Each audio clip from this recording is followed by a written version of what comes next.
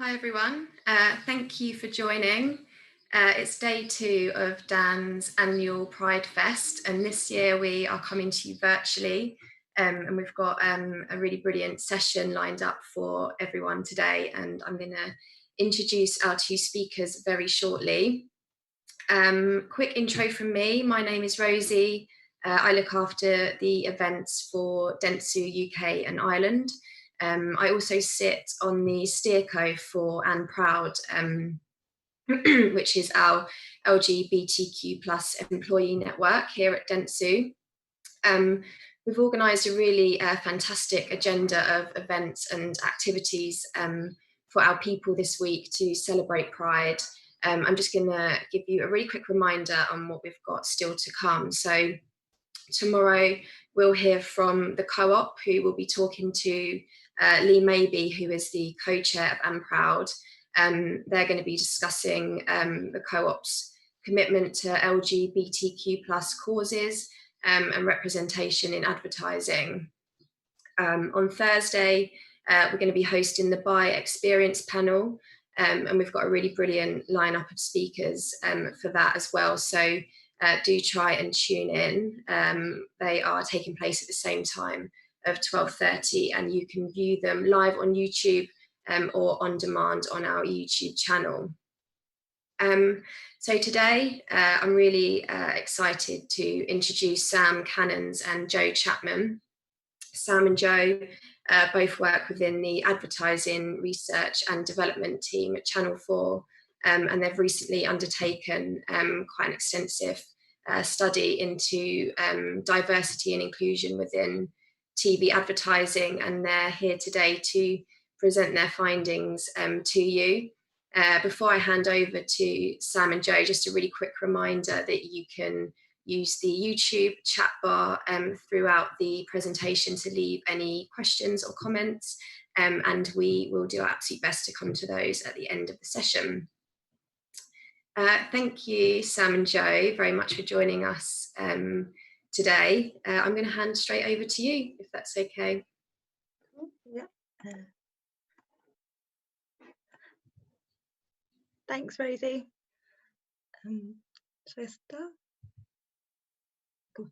Hi, yeah, thanks for that, Rosie, and thanks for joining us today. So we're just going to take you through our results from the study we launched, I think it's last October time now, which are called Mirror on the Industry, How Diverse and Inclusive is TV Advertising. Next slide, Joe. Thanks. So firstly, a bit why have we chosen to do this research? So at Channel 4, addressing diversity and inclusivity has always been a part of our DNA due to our unique remit. We're established in order to stand up for diversity and champion unheard voices. This is at the heart of everything we do. From Desmond's, the first black sitcom, first broadcast by Channel 4 in 1989, to broadcasting the first lesbian kiss on primetime TV, to our award-winning coverage of the Paralympics and the World Para-Athletics Championships, Channel 4 has always tried to bring previously neglected experiences and perspectives into the mainstream. And we took this further 4 years ago when we launched the Channel 4 Diversity in Advertising Award, offering £1 million free airtime to encourage the industry to think more about the creatives that end up on our screens. 2016 was the Paralympic year, and our topic was disability, creating our first winner Mars with the now famous Risque Maltesers ad. After this, we focused on non-visible disability, with winners Lloyd's producing the incredibly clever Get the Inside Out campaign. 2018 looked at the representation of women 100 years after they were able to vote, and resulted in the RAF producing a fantastic, boundary-pushing, stereotype-smashing creative. All of these did a great job of making this kind of representation mainstream and really make brands think about how to portray minority groups in ads. Next slide. And off the back of this very research, For Sales decided to make 2019's brief centred around people from the LGBT plus community, resulting in Starbucks' fantastic ad focusing on a trans teen, which launched in February and saw some great feedback and results. We've also recently announced that this year's brief will be all around BAME representation, but the details of that will be released later in the year. But it's not just us. Diversity and inclusivity is clearly a hot topic everywhere at the moment, especially in our industry. Every week there are hundreds of different articles and bulletins with checklists, guides, do's and don'ts and think pieces all around the topic. Campaign alone has over 8,500 results for the search term diversity, and the coverage is only increasing. There's so much lip service paid to diversity and a growing amount of initiatives, which means it looks like we've come a long way on the surface. And it's so easy to assume it's very nearly job done when it comes to the conversation around inclusion.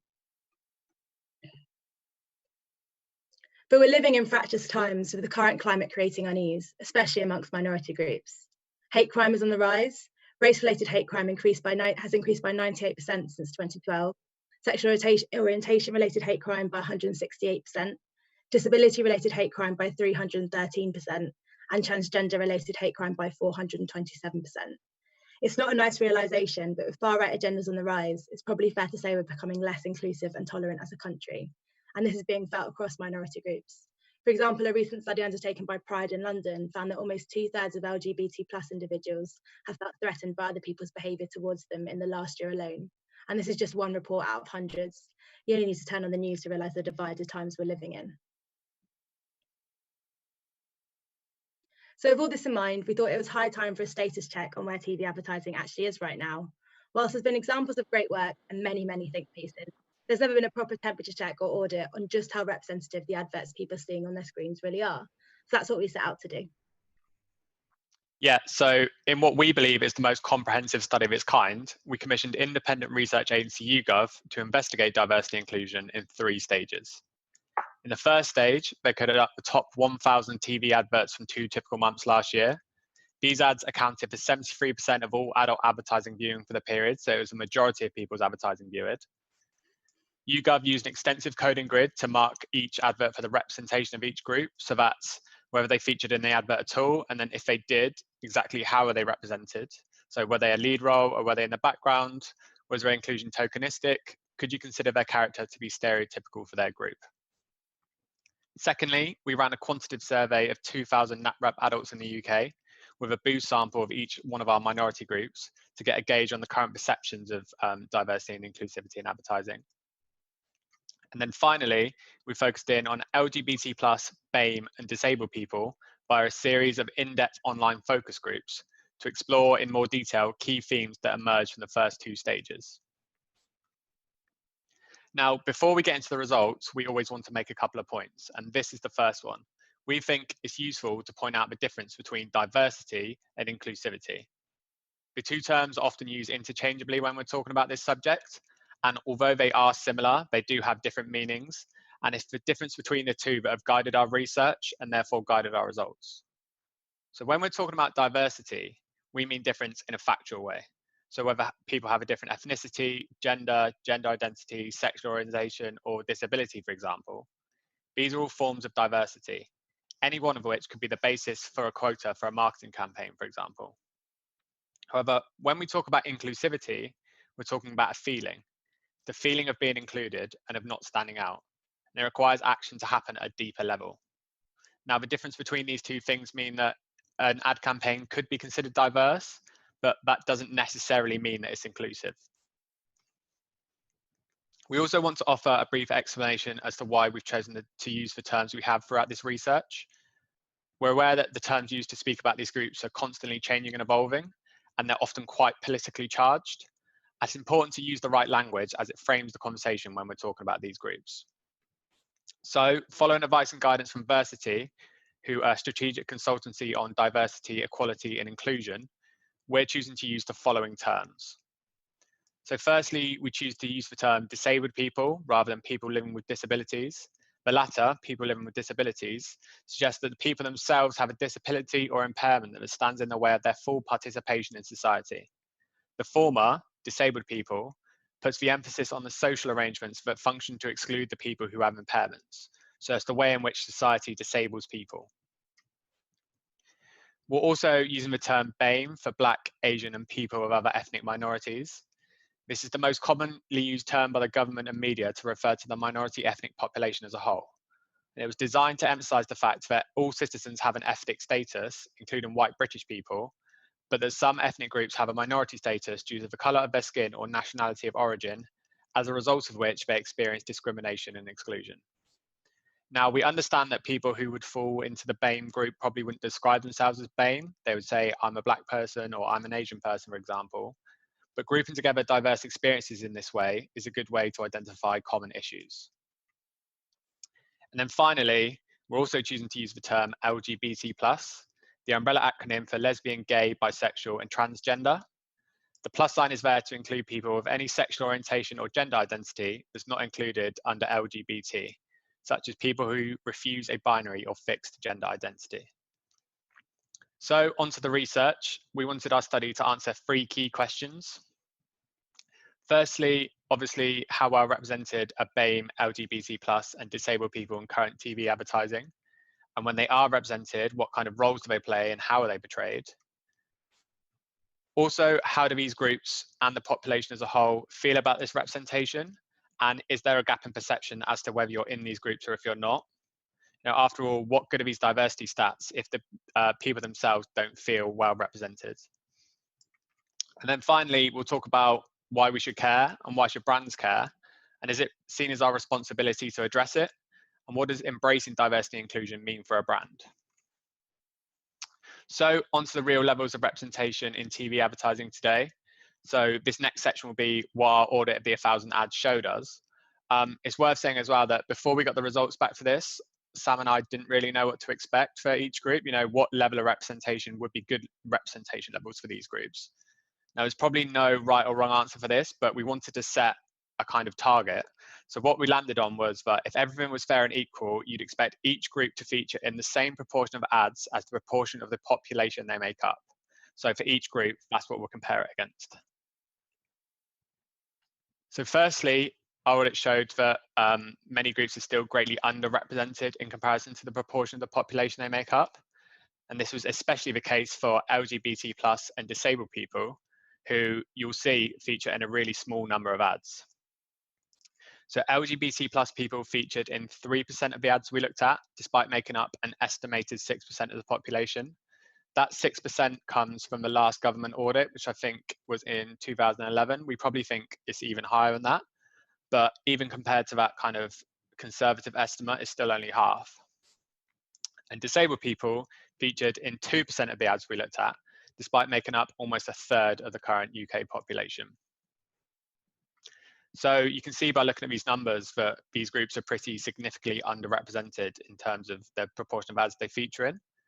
And when we showed these figures to our focus groups, really they were met with a real lack of surprise. So it's certainly not enough, unbelievably small. It should be far more than 3%. There's a long way to go. 2% seems generous. Doesn't surprise me, though it does feel ridiculous for this day and age. So as you can hear, and as you can kind of read there, all these quotes are really similar. They're kind of showing 2 things. Firstly, they're not that surprised about their current situation. And secondly, they're really frustrated about how they're being represented at the moment. For the Black and South and East Asian people we looked at, on the surface, their representation was actually a lot better. So just under 4 in 10 adverts we looked at featured a Black person, compared to an estimated 3% of the population they make up. 12% of the ads we looked at featured a South Asian person, and 8% showed someone East Asian, a higher proportion than the 7% and the 1% of the UK population they're estimated to account for. Now, when we first looked at these results, we actually thought it was pretty encouraging for these groups. Although when you look at the numbers side by side like this, you can see that representation of the BAME umbrella skews quite heavily towards Black people. And again, that was definitely something that was picked up a lot in our focus groups. So Black, yes, the rest, no. Perhaps the advertisers think they fulfilled their responsibility with Black representation, even if it excludes Asians, Eastern Europeans, and others. So we think there might be a bit of a danger that brands are falling into the trap of thinking of BAME as one homogenous group, thinking that including a Black person ticks those boxes. But from looking at the reactions from our focus groups, you know, we don't really think that that's the case. Having said this, all 3 groups feature in a bigger proportion of ads than the proportion of the population they make up, which sounds quite good, right? However, when you dig a little deeper and start looking at the roles these groups play in ads, the real truth about their representation comes to the surface, and it's nowhere near as good as it first seems. So when auditing the ads, we marked what type of role each minority group played. So whether they were a lead role, so they were the main person in the advert, they had a speaking part, they kind of drove the storyline along in the ad, whether they were an incidental character, so maybe they had a speaking part and they were part of the storyline, but you could take them out of the ad and it would still make sense, or whether they were just a background character. Kind of surprisingly, we found extremely low levels of lead roles across the board for all of our groups. So 12% of the adverts we looked at featured a Black person in a lead role, 3% featured a South Asian person in a lead role, and just 1% of ads featured an East Asian person, a person from another ethnic minority, a disabled person, and or a person from the LGBT plus community as a lead role. Now, you might say this is unsurprising due to the fact this is looking at all adverts, and we know that some of these groups don't feature in a lot of adverts at all. But when we kind of zoom in and look at just the ads these groups featured in, the story still isn't particularly great. So in the months we looked at, each minority group plays a lead role in less than half of the adverts they appear in, with the exception of disabled people, who play the lead role in 50%. Now, 50%, half the ads, is starting to sound quite good, but when you consider that disabled people only featured in 2% of all of the adverts, that's still not particularly something to shout home about. So LGBT plus people played the lead role in 46% of the adverts they appeared in, 33% for Black people and other ethnic groups, 29% for South Asian people, and 14% for East Asian people. We always say when we are looking at this slide as well that we also looked at women for this, who play the lead role in 51% of the adverts they appear in, which again, when you first hear it, sounds quite good, 50-50 between men and women, but you have to remember that there can be more than one lead role character in adverts, and women are still significantly behind the 66% it is for men. Now, obviously, all of this kind of points to really low coverage, but I know I just threw about 100 percentages at you and it's quite hard to get it into your head. So I wanted to put it in terms of real viewing. So we did some number crunching, and as the average adult watches 41 TV adverts a day, it means basically an ad with a disabled person, an LGBT plus person, an East Asian person, or a person from another ethnic minority as a lead role character every 2.5 days in ads. So if they saw an ad with someone from these minority groups in a lead role before they went to bed on Monday, they would have to wait until halfway through their viewing on Thursday until they saw another lead role character from that group. Then they would have to wait until the beginning of Sunday until they saw another one. So if you're a member of one of these groups, you probably wouldn't say you're that well represented. So now we know the underwhelming truth from the audit, we wanted to dig a little bit deeper into how minority groups actually feel about the ways in which they're represented. So is anything being done right, and how prevalent is tokenism and stereotyping? At the start of each of our groups, we used a quick creative exercise to get a pure, spontaneous view on their feelings on TV ad representation. This little cartoon you can see here is called a blob tree, and it's really valuable in uncovering people's emotional reactions to subjects. Being able to project feelings into a character rather than talk about them personally facilitates quite open and honest conversation. So during this activity, participants were asked to select the characters that best reflected how they felt towards the way members of their minority group were represented in TV advertising. Follow-up conversations then drilled into why people had selected the character they had. The responses from our LGBT plus group were very revealing, with the majority of them choosing figures that represented being excluded and on the fringes of society. They spoke about hanging on to representation by their fingertips and looking up hopefully, but not being fully part of the tree. These figures all symbolize being there, but not being fully included, providing a powerful metaphor for how far we have to come to be more inclusive. And these feelings are hardly surprising when the stats from our quant survey are taken into account. It appears that representing LGBT plus in a natural yet non-tokenistic way is the real challenge for UK advertisers right now. A massive 60% of LGBT plus people say they've seen their minority group represented negatively in ads, the highest of all the minority groups we asked. When we explored this figure of our focus groups, all discussed how they feel that advertisers currently take an easy route out and try and show diversity through a couple of standard tired ways. For the LGBT plus community, this mainly consists of deliberate or tokenistic inclusion, where characters are included to tick a box and are about a concrete storyline or role. And 43% of our LGBT plus sample have seen this type of representation. A shocking stat considering it's 2020, as this indicates the opposite of inclusivity. Further interesting context is added when we compare this with the NatRep figure. LGBT plus respondents were actually 2 times more likely than the NatRep sample to say they'd seen tokenistic representation, clearly highlighting a real perception gap when it comes to addressing how far we've come. This discussion around tokenism led us to the interesting finding of what we've called the montage effect and how it's fueling these feelings of only being represented in a tokenistic way. Many of our respondents said their frustration at LGBT plus couples almost always being shown in a montage as a tick box exercise, and the fact that there are only ever overtly sexualized characters on screen if they're straight. So there's a quote here: "We're not really there to bring anything to the advert, we're just put there so the advertiser can be like, hey look, we include the gays." And this next quote is my favourite quote from the research, and it really kind of brings home how ridiculous the situation is. It says, "It still gets me that an advert showing a sentient M&M in bed with a woman alluding to be having sex with her is more acceptable than two loving dads with their children." Kind of makes you realise how weird that ad is, but also it just kind of shows how ridiculous things are at the moment. This group also discussed how the use of stereotypes is really prevalent. Many of them think brands leverage preconceptions of minority audiences in an attempt to look diverse, and of course that they've seen this type of representation. Whilst all our groups agreed that a lot of advertising representation currently relies on stereotyping, it was the LGBT plus group that were the most likely to discuss the negative impact this has, with some saying that they feel that when adverts fuel shallow stereotypes, they contribute to the spread of harmful and false information, as this quote from our focus group here alludes to. Common stereotypes referenced across all the audiences are that lesbians are often portrayed to be butch, gay males portrayed to be camp, drag queens are the only transgender people featured in ads, and that lesbian and gay characters are also often just shown to be in a party scene. As this quote here says, there's more than one way to be gay, and relying on stereotypes and having a blanket approach to diversity can actually make things a lot worse.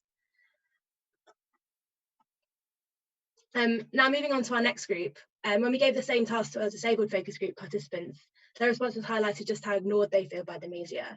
They generally felt as if there's little to no representation of people like them in advertising, leaving them feeling alone and misunderstood, as this quote says, clinging on for dear life and falling out of the tree unobserved in general. This is also combined with the idea that when they are represented, society views them as helpless and unable to do anything for themselves, as they perceive most of their representative ads as being issue-led. When we look at some of the other key stats that come from this research, again, these feelings are very unsurprising. There's very little representation of the broad range of disabilities that exist. The fact that over half the ads we coded as featuring someone with a disability showed an amputee surely contributes to the fact that tokenism still feels more prevalent than it should, with a fifth saying they'd seen it. I guess it requires less creative thinking, and it's easily noticeable to include an amputee in an ad than say maybe a more hidden disability. On top of this, nearly 4 in 10 have seen negative or derogatory representation, which again is shockingly high when you think that advertisers generally like to play it safe and they wouldn't set out to be derogatory. It therefore makes sense that our groups called out the lack of disability diversity. They felt it's usually badly portrayed and that disabled actors are very rarely used. In fact, when people with disabilities were presented in the media, most of our participants felt they're only shown as elderly or used to advertise care products, or as other more damaging stereotypes, such as being shown as scroungers or people that are unable to do things themselves. On the other side of this discussion, it spoke about how the fact that many people with disabilities are often portrayed as being too strong, which again doesn't help build society's understanding of the day-to-day challenges they face. When we worked at Versity, the diversity consultancy for this, they drew our attention to a case study they'd done with the Royal National Institute for the Blind, and it was all about archetypes. And they said that too often disabled people are shown either to be the victim or the hero archetype, and there's never an archetype showing them as the everyman. And this is the real thing that would help make advertising more inclusive, just showing them as an everyman person and not in this victim or in this hero way, which is at the moment what most advertising shows them as. Next slide. Finally, when looking at the reactions from our BAME group, there's a slightly different story to the previous two. Reactions in the BAME group were mixed. So while some did feel left out by advertising, there's also a strong sense of community and working together, which increased some of the feelings of positivity in this group. Community proved to be a key theme, which in turn led to some of the key learnings, which I'll touch on in a second. But firstly, when we explored a little bit further, it became clear that BAME audiences have slightly different problems of inclusion to our LGBT plus disabled groups. As before, the numbers for those who've seen tokenistic, stereotypical or negative portrayal of their groups is still shockingly high, with over a third of each ethnic group having seen negative portrayal, which is especially high for Black people, with 37% of them saying this. This is probably unsurprising due to the fact that one Black friend within a group of white people still feels especially prevalent in ads, as well as the Meghan Markle effect a couple of years ago, resulting in an influx of mixed race families in ads, meaning that tokenism still feels very present amongst each ethnic group we asked.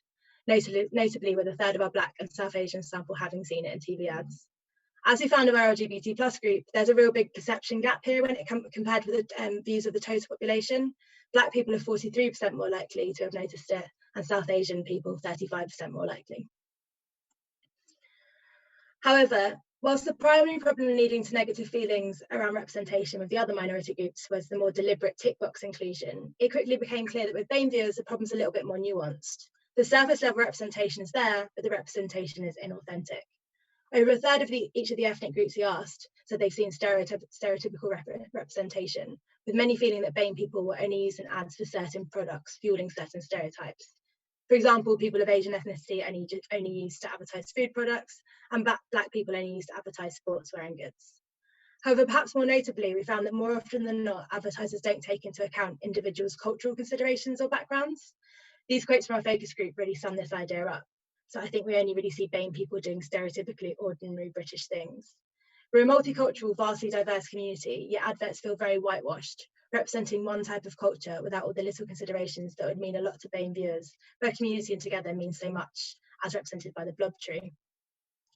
This is also something that was found by an extensive 2017 study into all advertising by Lloyds, and the fact that it's still a prevalent problem indicates that learnings haven't really been taken on board yet. So as you can see, the use of stereotypes is a common discussion area across our research, and it was a particularly prominent feature of our ad coding. We tagged when an ad featured stereotypes and then tested some of these in our quant survey and focus groups. We actually went into these tests assuming that all stereotypical ads would be perceived in an entirely negative way, but the results we got left us questioning whether there's a place for stereotypes and what makes them good or bad. So we're just going to show you a couple of case studies.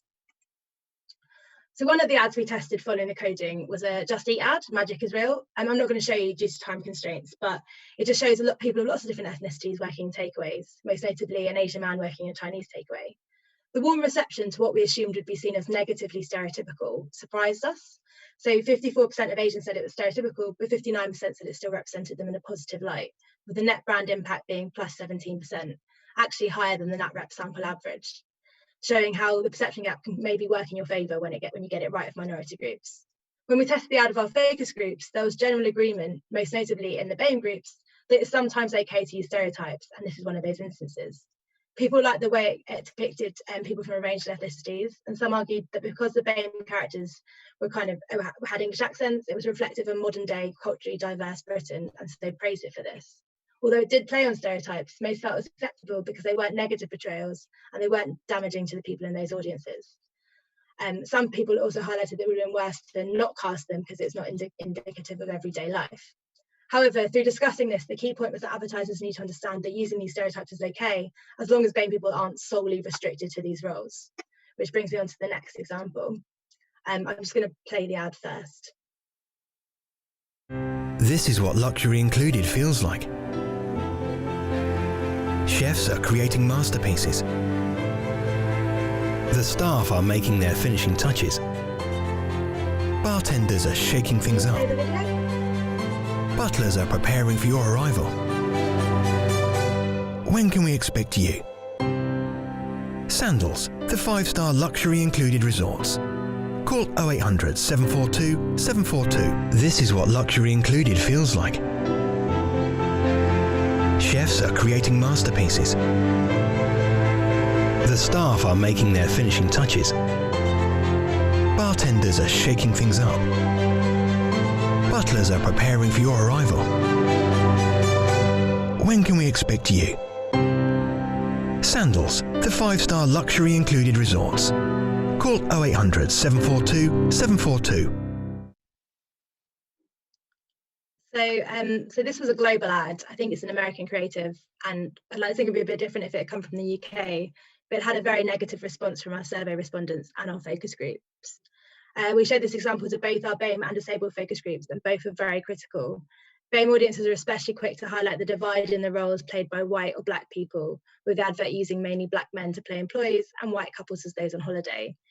As you can see here, one person even went so far as to call it subliminally racist, with their only takeout from it being a feeling of upset.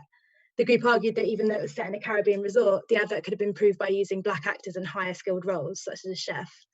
Some even discussed how this advert would make them feel out of place if they went on a sandals holiday. 50% of our Black respondents said it was stereotypical, and a third thought it was patronising and derogatory. This resulted in a net brand impact score of minus 49% with our Black respondents, putting it into real terms the negative effect relying on tired or offensive stereotypes and not thinking about the type of roles the minority group plays in ads can have on your marketing.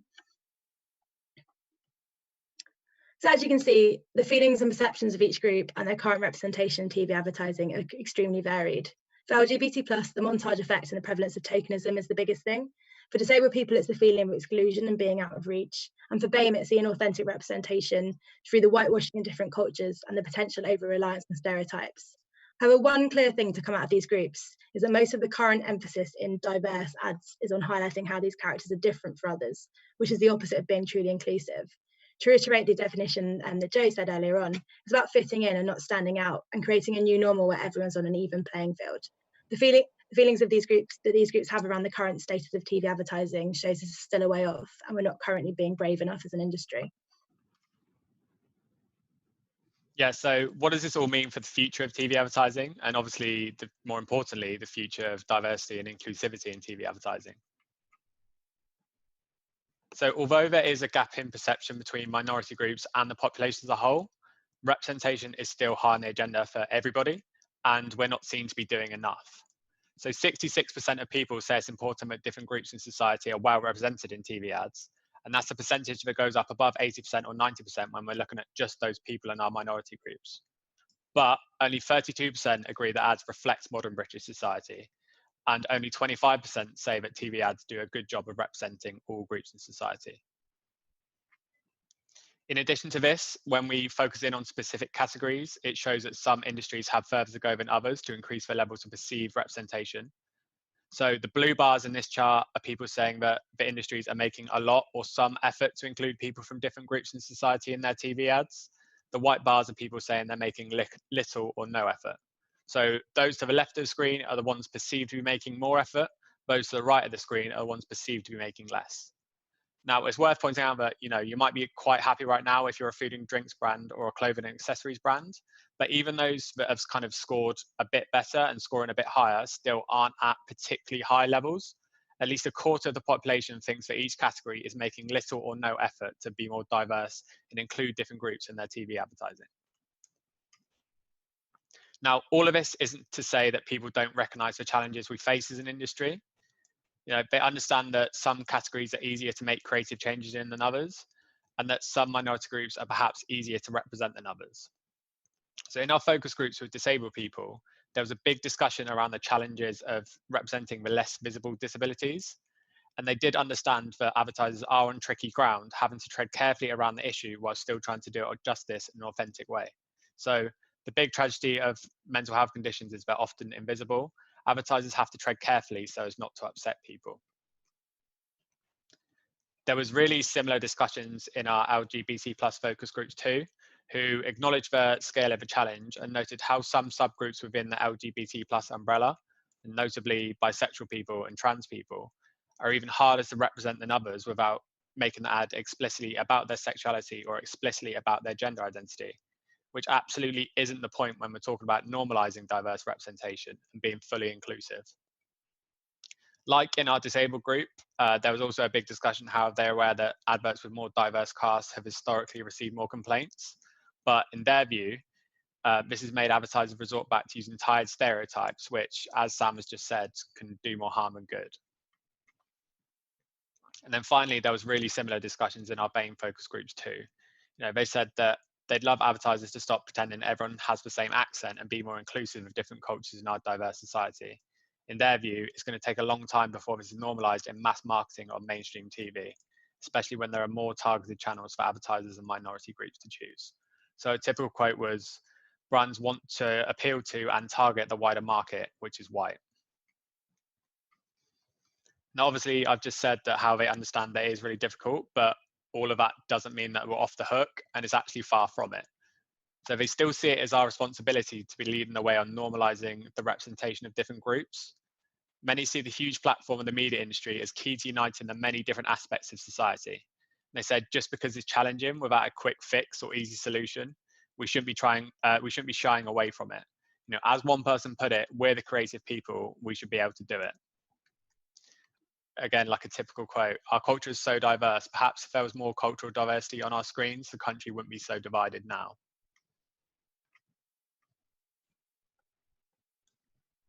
But we're aware that too often adverts with the aim of representing diversity and inclusivity can sometimes just get preoccupied with meeting targets, which is where our tokenism problem comes in, or simply seen as an attempt to be woke and down with the kids. Something that's recently been getting a lot more backlash, for example, with the boss of Unilever warning against woke washing as it's diluting brand purpose as a whole. This is also something we've discussed in depth with our other project, it's Marketing for Good, Good for Marketing, which we can send around if it's of interest to anyone. However, today we just wanted to illustrate how normalising inclusivity is not just about being woke. There are real commercial, societal and creative benefits to embracing and becoming a leader in diversity. Firstly, there are the obvious benefits in that representing diverse groups in a positive way dramatically increases positivity amongst the groups themselves, particularly amongst LGBT+ and BAME respondents. Whilst in our focus groups, the participants struggled to name many brands who did diversity well, those that really stuck had really stuck in the memory and got glowing reviews. Like Maltesers came up again and again, and that's now 4 years ago. Skittles came up a lot, McCain. It was always the same brands, but there were very few in the pool that there are people talking about. Next slide.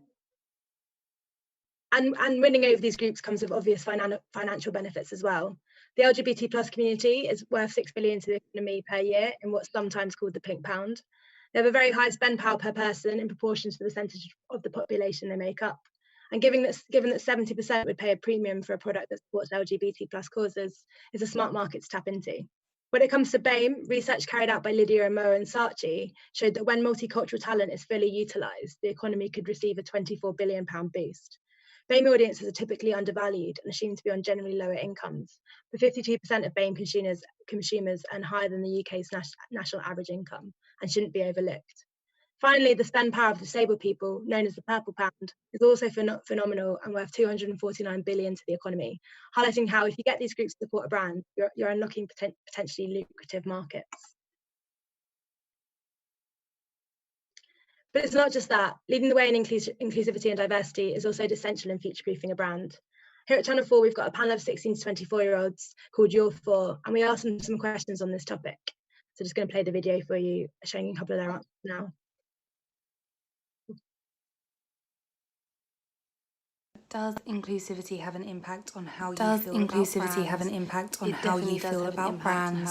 It definitely does have an impact on how I feel about brands. I think diversity is such a massive topic. Diversity is such a massive topic at the minute, and the more that brands show that they are diverse and that they are including different ethnicities, people with different disabilities, it makes you feel more positive about that brand. It makes you want to buy from that brand because you know that the message they're giving out is a positive one. But I personally want to support brands that are trying to be diverse and be inclusive. For that reason, I feel like inclusivity is really important, because if I see someone who reflects me in that brand and in their product, I'm more likely to spend my money on that brand and on that product.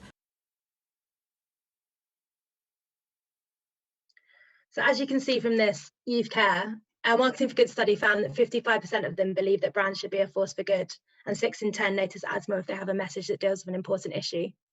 Whilst it's not all about weight washing your ads, it's important to understand that the upcoming generation and the consumers of tomorrow think differently about the world than previous ones. For example, 59% of 16 to 17-year-olds think the idea that everyone is straight or gay is out of date, versus 48% of adults 18+. Normalising inclusivity and being seen as a leader in this space will naturally align with these important consumers and make sure a brand is front of mind for them when it comes to choosing their loyalties. However, arguably most interestingly, there are other benefits that arise when we look at how processing diverse audiences and content works in the brain. At Channel 4, we've got an ongoing partnership with the psychology department at Durham University, and we spoke to renowned social psychologist Richard Crisp, who's done extensive research and published widely on diversity, multiculturalism, and social cognition. He's previously done research that reveals how diversity exercises the brain in ways that are beneficial in 3 key areas: commercial, creative, and societal. So commercially, embracing diversity will make a difference, as adverts containing diverse characters and content are more likely to be remembered because they trigger more analytical, slow thinking in the brain. Some of you may have heard of Daniel Kahneman's book, Thinking Fast and Slow, which details the 2 types of thinking the brain can do, System 1 and System 2. System 1 is an automatic, fast, and often unconscious way of thinking. It's autonomous and efficient, requiring little energy or attention, and is used when the brain is used to what it's seeing, as it's always trying to take shortcuts. System 2 is more effortful, slow, and controlled way of thinking, which involves proper conscious processing. On a very basic level, the surprise of seeing diverse content and characters in an ad jolts the brain into the System 2 analytical thinking mode. This means someone viewing it is thinking about it more deeply than if the ad had just provoked System 1, which in turn leads to longer memory of its content, and also ultimately a change in behaviours and attitudes. Anything that makes you think in this way is much more likely to prompt this reaction. As this is what we're always trying to achieve in ad effectiveness, the commercial benefits of this are obvious. But it's not just this. Chris' research also shows that thinking about diversity has a particular benefit for creativity, because both activities use the same part of the brain, what he calls the same mental muscle. To illustrate, imagine you've been tasked to come up with a new marketing campaign for a product. The first thing you do is put out of your mind all existing marketing campaigns you know about, because otherwise, by definition, yours won't be original. Now consider what happens when you get to know someone from a different cultural background to yourself, which is what Richard Chris calls the diversity experience. The first thing you need to do is put aside your existing prejudices and preconceptions. The mental mechanics in both of these examples are essentially the same. In the first case, you're ignoring existing knowledge of marketing campaigns, and in the second, you're putting aside existing stereotypes. This is why diversity enhances creativity. It literally uses the same mental muscle that we need to utilize when being creative. And when we use any muscle repeatedly, it gets stronger, fitter, and more efficient, highlighting that a byproduct of tasking creative agencies to think about diversity more and become more inclusive is that brains will naturally become more creative, which can only mean good things for advertisers. The final benefit takes this theory slightly further. Chris explained that seeing and accepting diversity on screen causes a process called cognitive inhibition. It trains us to inhibit impulses and unwanted thoughts in the brain, which in turn helps us break out of negative cycles, habits, and norms. Normalizing diversity in advertising could not only have the benefit of being more inclusive on the surface, it could also help make a big societal leap, as everyone seeing these ads regularly are exercising the more accepting part of their brain. Basically, not only will diversity benefit a brand in the classic commercial sense and benefit the creative outputs, it's also got the potential to place this industry at the forefront of uniting some of the deep divides currently in society, and hopefully help make the UK a more accepting and inclusive place. Yeah, so all in all, our findings indicate a real need for change in the industry. Yes, things are improving, but we haven't come far enough, fast enough. We appreciate it's difficult and there's a real need to be brave, but that's what Channel here is for. Channel 4 is here for. As our recent Complaints Welcome campaign highlighted, we're not afraid of taking risks to push boundaries. And our research backed that up too, showing that Channel 4 is a natural home for inclusive ads, with high levels of agreement from all of our minority groups as well. So just to quickly kind of wrap up, firstly, representation levels for minority groups in TV advertising is still too low, and that's especially the case when we're talking about lead roles. Minority groups don't feel like ads are that inclusive at all. Tokenism is still rife through the Montage Effect. Cultural considerations are often ignored, and stereotypes are overused and can be damaging. And then finally, it's seen as our responsibility as an industry to improve and embrace diversity and inclusion, with significant commercial, creative, and societal benefits of doing so. So thanks very much for listening, and thanks for letting us eat into your lunchtime a bit. Has anyone got any questions on anything? Thank you both very much for that. Such a in-depth piece of research, and I know it's going to spark a lot of interesting conversations within DAM, within our D&I committee meetings, but also within the company as a whole. So yeah, I do have a couple of questions come in. One from Lee. Lee just wanted to know, obviously from the numbers that you've sort of put forward, and how many of the ads featured the LBT plus element, so sort of i.e. Not gay men. We do have those figures, and I can dig up and I'll send it to you. But I mean, yeah, it was only 3% for the whole of LGBT plus. Yeah. So we have it somewhere, so I can get back to you. Yeah, that'd be great if you could share that information. Yeah. So I guess, you know, what, from your guys' point of view, what is the future for D&I within the media and advertising industry? And I guess for us as part of a agency network, what do you think we should be doing more of to sort of ensure authentic representation and diverse representation. I think one of the main things that came from our focus groups is that people in these groups aren't currently being consulted enough in the just about what they think. I don't think people are being asked. I think it's a lot of the time diversity is being seen as like, oh, this will be our diversity campaign for the year, rather than it being like a normal thing. Yeah.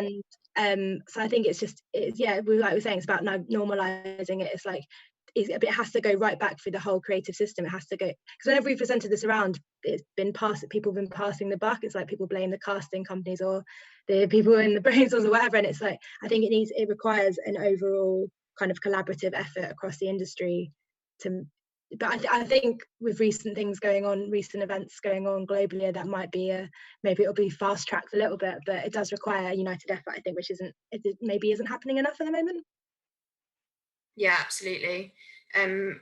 We've obviously got quite a few D&I networks within DAM. We've got our BAME network, Represent, which launched earlier this year. We've got obviously And Proud, our LGBTQ+ network, and we've got parents and carers under one network, which is gender equality as well. And sort of one of our focuses this year is just sort of how we can work together more and sort of collaborate on events and content and sort of ensure that, you know, everyone's voice is being heard and it is sort of authentic, as you say.